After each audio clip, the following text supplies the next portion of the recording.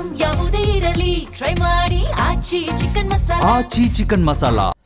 ಕೊಡಗಿನಲ್ಲಿ ಮುಂದುವರಿತಾ ಇದೆ ಈ ಆನೆ ಮತ್ತೆ ಮಾನವ ಸಂಘರ್ಷ. ಕಾಡಾನೆ ಉಪ್ಪಟ್ಟಳಕ್ಕೆ ಅಡಿಕೆಯ ತೋಟ ನೆಲೆ ಕಚ್ಚಿದೆ. ಚೆಟ್ಟಳ್ಳಿಯ ಚೇರಳ ಗ್ರಾಮದಲ್ಲಿ ನಡೆದಿರುವಂಥ ಘಟನೆ ಇದು. ಕೊಡಗು ಜಿಲ್ಲೆ ಕುಶಾಲನಗರ ತಾಲೂಕಿನ ಚೆಟ್ಟಳ್ಳಿ ಗ್ರಾಮದಲ್ಲಿ ಅಡಿಕೆಯ ಗಿಡಗಳನ್ನು ನಾಶ ಮಾಡಿರುವಂಥದ್ದು ಕಾಡಾನೆಗಳು. ಸೊ ಗ್ರಾಮದ ಕೊಂಟೆಟಿರ ದೀಪಕ್ ಎಂಬುವರಿಗೆ ಸೇರಿರುವಂಥ ಅಡಿಕೆ ಬೆಳೆ ಅದು.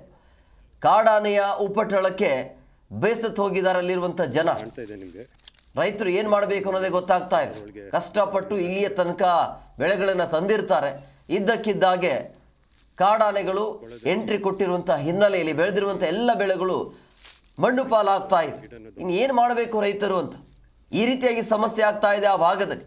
ಪದೇ ಪದೇ ಆ ಭಾಗದಲ್ಲಿ ಈ ರೀತಿ ಒಂದು ಬೆಳೆಗಳು ನಾಶ ಆಗತ್ತೆ, ಇಲ್ಲ ಸಾವಾಗತ್ತೆ, ಎರಡರಲ್ಲಿ ಒಂದು ಹಾಗೆ ಆಗ್ತಾ ಇದೆ ಆ ಭಾಗದಲ್ಲಿ. ಇದಕ್ಕೆ ಪರಿಹಾರ ಇಲ್ವಾ, ಶಾಶ್ವತ ಪರಿಹಾರ ಅನ್ನೋದು ಇಲ್ವಾ ಅನ್ನುವಂಥ ಪ್ರಶ್ನೆ ಈಗ. ಜನ ಹೊರಗಡೆ ಬರೋದಕ್ಕೂ ಕೂಡ ಭಯ ಪಡ್ತಿದ್ದಾರೆ. ಭಯದಿಂದಲೇ ಬದುಕುವಂಥ ಪರಿಸ್ಥಿತಿ. ಯಾವಾಗ ಆನೆಗಳು ಅಟ್ಯಾಕ್ ಮಾಡುತ್ತೆ ಅನ್ನೋದೇ ಗೊತ್ತಾಗ್ತಾ ಇಲ್ಲ.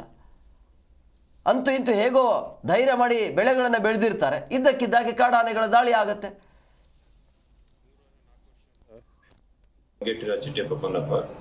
ಒಂದು ತೋಟ ಇರೋದು ಚೇರಳ ಶ್ರೀಮಂಗಲ ಗ್ರಾಮ ಚೆಟ್ಟಳ್ಳಿ.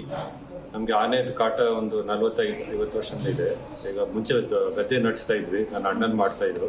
ಆನೆ ಕಾಟದಿಂದ ನಮ್ಮ ಸಂಪೂರ್ಣ ಬೆಳೆ ನಾಶ ಆದ ಕಾರಣ ನಾವು ತೋಟ ಗದ್ದೆ ಮಾಟ ನಿಲ್ಲಿಸ್ಬಿಟ್ಟು ಈಗ ತೋಟ ಶುರು ಮಾಡಿದ್ದೀವಿ ಗದ್ದೆಯಲ್ಲಿ. ಅಂದ್ರೆ ಈಗ ಏನಾಗ್ತಾ ಇದೆ, ಆನೆ ಬಂದ್ಬಿಟ್ಟು ನಮ್ದು ತೋಟದಲ್ಲಿ ಮತ್ತೆ ಅಡಿಕೆ ಹಾಕಿದ ಅಡಿಕೆ ಗಿಡಗಳನ್ನೆಲ್ಲ ಡ್ಯಾಮೇಜ್ ಮಾಡ್ತಾ ಇದೆ.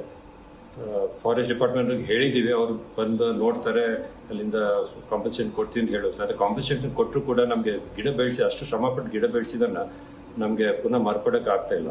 ಹಣ ಕೊಟ್ಬಿಟ್ಟು ಈ ಥರ ಕಾಂಪನ್ಸೇಷನ್ ಕೊಡ್ತಾರೆ ಅಂತ ಹೇಳಿದರೆ ಅದು ಸಾಲದಿಲ್ಲ. ಅದ್ರ ಬದಲು ಆನೆನ ಅಲ್ಲಿಂದ ಓಡಿಸ್ಬಿಟ್ಟು ಬೇರೆ ಕಾಡಲ್ಲಿ ಆನೆಗಳಿಗೆ ತಿನ್ನಕ್ಕೆ ಅಥವಾ ಕುಡಿಲಿಕ್ಕೆ ಒಂದು ವ್ಯವಸ್ಥೆ ಮಾಡಿ, ಆಗ ಆನೆ ದಾಟದಾಗೆ ಮಾಡಿರೋ ಕಂದಕಗಳು ಮತ್ತು ಕರೆಂಟ್ ಬೇಲಿ